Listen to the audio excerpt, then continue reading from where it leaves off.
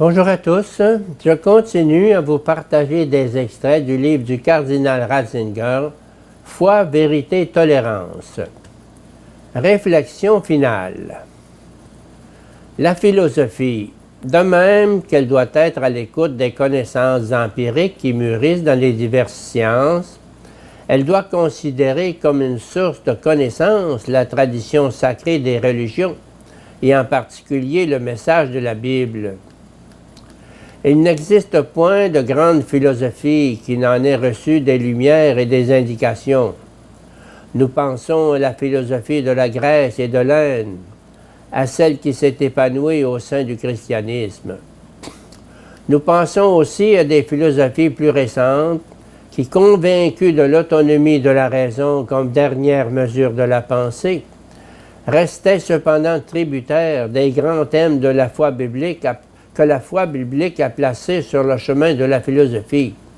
Kant, Fichte, Hegel, Schelling ne seraient pas concevables sans les propositions de la foi, et Marx lui-même vit pourtant au cœur de son explication radicale des horizons de l'espérance qu'il a empruntés à la tradition juive. Là où la philosophie reste totalement sourde à ce dialogue avec la pensée de la foi, elle se termine, comme Jasper l'a formulé autrefois, dans une rigueur qui devient creuse.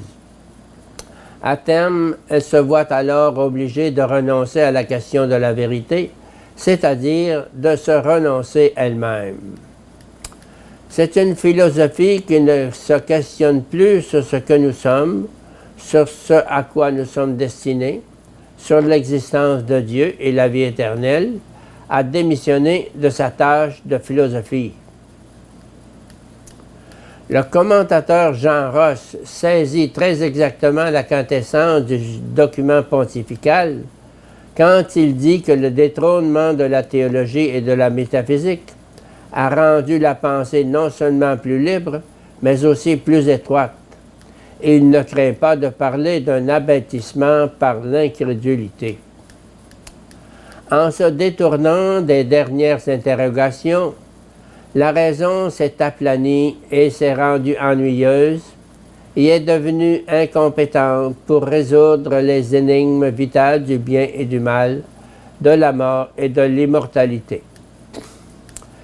La voix du pape a donné courage à de nombreuses personnes et à des peuples entiers. Elle a également résonné durement et de façon coupante aux oreilles de beaucoup, et même suscité la haine. Mais si elle se tait, ce sera un instant d'un silence effrayant. En effet, si l'on ne parle plus de Dieu et de l'homme, de péché et de grâce, de mort et de vie éternelle, tout ne sera plus que cris et lamentations. Le pape s'est opposé au danger d'un tel silence avec la courageuse liberté d'une foi dénuée de toute crainte, et il rend ainsi un service non seulement à l'Église, mais à l'humanité, ce dont nous devons lui être reconnaissants.